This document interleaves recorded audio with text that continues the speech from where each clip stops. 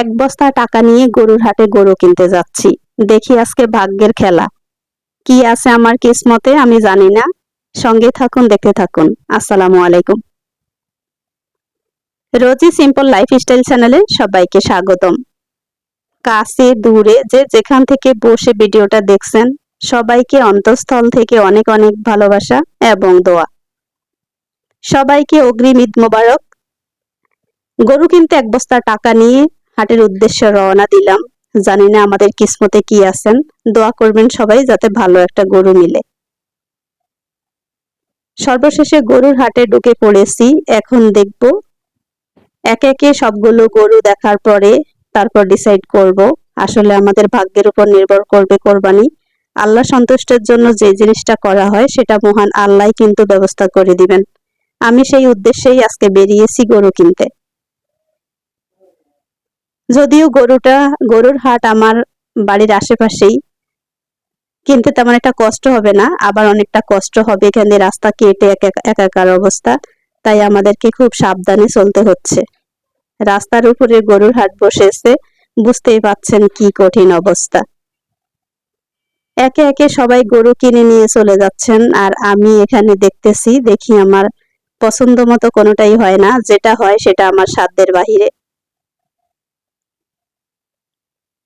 সত্যি কথা বলতে হচ্ছে, আসলে আমরা সবাই কিন্তু টাকার উপর নির্ভর করে কোরবানি, কে কত বড় দিতে পারবেন কম্পিটিশন লেগেছে। আমি ভাই অত বড় লোক নই, তাই অত কম্পিটিশন নেই। আমার হচ্ছে ছোটখাটো একটা, আমার কিসমতে আল্লাহ মিলিয়ে দিলেই আমি খুশি। এই পাশ থেকে ও পাশে ঘুরে ঘুরে গরু দেখতে দেখতে এত বেশি ক্লান্ত লাগছে। রাত বাজে এখন 10টা। রাত 10টায় যখন গরু কিনতে এসে হতাশা ফিল করি, তখন মনে হচ্ছে বাসায় ফিরে ছেলে মেয়েকে কি বলবো। গরু দেখতে দেখতে ক্লান্ত হয়ে গিয়েছি, তাই এখন আর বেশি দেখবো না। মনে হচ্ছে সর্ব দূরে দূরে দেখার পরে এখন কাছে এসে আমার বাড়ির সামনেই, সেখানেই এসে আসলে পছন্দ হয়ে গিয়েছে। এই গরুটাই আমার সাধ্যের ভিতরে ছিল, আলহামদুলিল্লাহ। এটা খুব পছন্দের একটা ছিল, আপনারা বলবেন কেমন হয়েছে। এটা দেখার পরে মনে হচ্ছে অল্প বাজেটের মধ্যে খুব সুন্দর। যদিও আমরা টাকার উপরে আমরা এটা হিসাব করি না, সবসময় হিসাব করি মহান আল্লাহর সন্তুষ্টের জন্য যে জিনিসটা হবে সেটাই আলহামদুলিল্লাহ। এটা হচ্ছে ভোর সকালে, ঈদের দিন সকালে সবাইকে ঈদ মোবারক। 7:30 বাজে, এখন কিন্তু অলরেডি কোরবানি হয়ে গিয়েছে। এখন সবাই দেখতে পাচ্ছেন রাস্তার উপরে দৌড়াদৌড়ি করছে, কে কারটা আগে জবাই করবে। সর্বশেষে কোরবানি, বাহিরে কোরবানি হচ্ছে আর আমরা বাসার ভিতরে আমাদের দেখতে পাচ্ছেন সাজতে সাজতে এত বেশি সেজে ফেলেছে, মনে হচ্ছে তার সৌন্দর্য সেই চেহারাটাই নষ্ট করে ফেলছে। মুসোয়াটি, এত বেশি মেকআপ দিছো কেন? তুমি সুন্দর মানুষ, অল্প অল্প দিবা। সবগুলো ধুয়ে মুছে পরিষ্কার করে একেবারে ন্যাচারালি থাকো, সেটাই সুন্দর লাগবে। মেয়েকে বকা দিয়ে দিয়ে একেবারে রেখে আসছি রুমে। আর এখান দিয়ে দেখতে পাচ্ছেন কোরবানি হয়ে 3 ভাগ করে আমি এখান থেকে আমার অংশ থেকে কিছু অংশ কলিজা বোনা করতে বসিয়ে দিচ্ছি, যেহেতু অনেকটা 12টা-1টা বেজে গিয়েছে। এখন রান্না না করলে আবার সবাই খেতে খেতে 3টা-4টা, কাজ শেষ করতে করতে 5টা বেজে যাবে।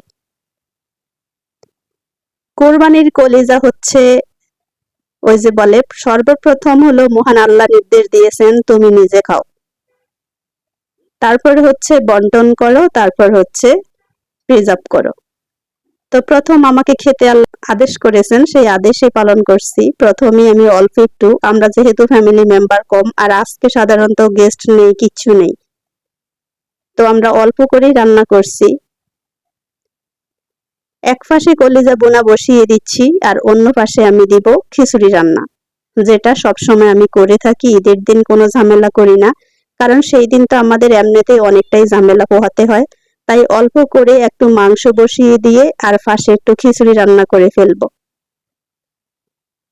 কলিজা বোনার ক্ষেত্রে একদম ভালো করে মশলা হাত দিয়ে মাখিয়ে নিলে কলিজার ভিতরে মাংস মশলা ঢুকে, তখন কিন্তু জিনিসটা খেতে খুব ভালোই লাগে।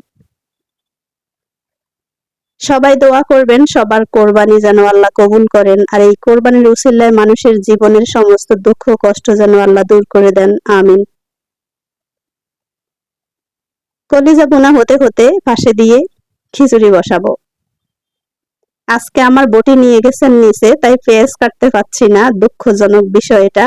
আগের দিন রাতে অনেক ব্যস্ত ছিলাম তাই কেটে রাখতে পারিনি। এখন রান্না করতে এসে দেখি পেঁয়াজ ছাড়া বসিয়ে দিয়েছি, যখন বটি নিয়ে আসবেন তখনই কাটবো।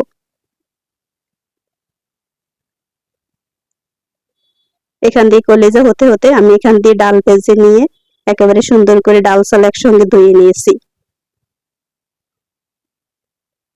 ছুরি দিয়ে কিন্তু পেঁয়াজ কেটেছি অবশেষে, যদিও আমি এটা পারি না, তারপরেও ছুরি দিয়ে কেটে এখন বসিয়ে দিচ্ছি খিচুড়ি। খিচুড়ির সঙ্গে কখনই আমি অত বেশি মশলা উপকরণ ইউজ করি না, কিন্তু আজকে আমার মেয়ে আমাকে ডিরেকশন দিচ্ছেন, এইভাবে নাকি দেখেছে খিচুড়ি রান্না অনেক বেশি মজা হয়। আমি আজকে ওর কথা মতোই রান্না করছি। দেখতে পেয়েছেন সবগুলো মশলা থেকে কিছু অংশ দিয়ে সর্বশেষে একটু আদা রসুন দিয়ে এখন নেড়ে চেড়ে বসিয়ে দিচ্ছি। আমার মনে হচ্ছে পোলাও আর খিচুড়ি এগুলো রান্না করা খুবই সহজ আমার কাছে মনে হয়। আমি জানি না কার কাছে কেমন লাগে, আপনারা কিন্তু কমেন্ট করে বলবেন কার কাছে আমার মতো এতটা ইজি মনে হচ্ছে। রান্নার যে কোনো জিনিসেই সব থেকে ইজি হচ্ছে খিচুড়ি রান্না। যদিও আজকে প্রচন্ড গরম পড়ছে, খিচুড়ি কিন্তু অনেক গরম লাগে খেলে। তো যাই হোক, এখন হচ্ছে চালটা ভাজার পরে পরিমাণ মতো পানি দিয়ে দিচ্ছি। আর এক পাশে আমার কলিজা বোনা হচ্ছে, আমি তো মহা খুশি, দুমদাম আমার রান্নাও কিন্তু শেষ।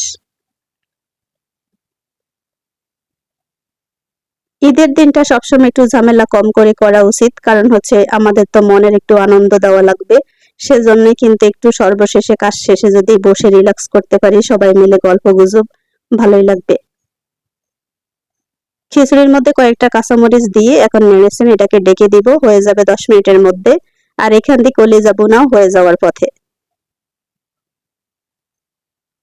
ওয়াও, খিচুড়ির গন্ধ এমন সুন্দর একটা ফ্লেভার বেরিয়েছে, একদম মনে হচ্ছে সেই মজাদার খিচুড়ি রান্না হলো। যদিও এটা হতে আরো 10 মিনিট লাগবে, কারণ মাত্র পানি শুকিয়ে যাচ্ছে। এখন ডেকে রাখি, তারপর একদম ভিতরে সালের ভিতর পর্যন্ত সেদ্ধ হয়ে যাবে, তারপরে ঝরঝরে একটা খিচুড়ি রান্না হবে।